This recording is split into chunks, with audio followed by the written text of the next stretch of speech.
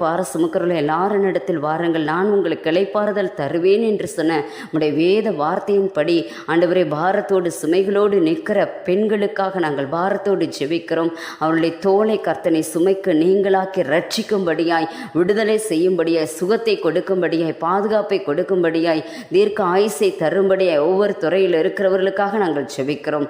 தொடர்ந்து பாதுகாத்து கொள்ளும். இவர்களை சுற்றிலும் தேவகரம் இருக்கும்படியாய் ஜெபிக்கிறோம். விசேஷமாக ஆண்டவரே, பெண்களை கொண்டு ஆண்டவரே வேதத்திலே நாங்கள் பார்க்கிறோம், எத்தனையோ பேர் எழுப்புதல் பராக்கிரமசாலிகளாய் இருந்திருக்கிறார்கள். அதே போல ஆண்டவரே ஸ்தோத்திரிக்கிறோம், இப்படிப்பட்ட பெண்கள்லாம் ஆண்டவரே மாறத்தக்கதாய், பலன் அடையத்தக்கதாய், உண்மையிலே பலன் கொள்ளுகிறவர்கள் பாக்கியவான்கள் என்று சொன்னபடி உம்முடைய பலத்தை ஒவ்வொருவருக்குள்ளாக வைக்கும்படியாக நாங்கள் ஜெபிக்கிறோம். எல்லா பலவீனங்களை எடுத்து போடுவீராக கர்த்தாவே. உம்முடைய கரத்தில் ஒவ்வொருவரையும் நாங்கள் தாழ்த்துகிறோம். தொடர்ந்து உம்முடைய கிருபை மாத்திரம் ஒவ்வொருவரையும் சூழ்ந்து கொள்ளட்டும்.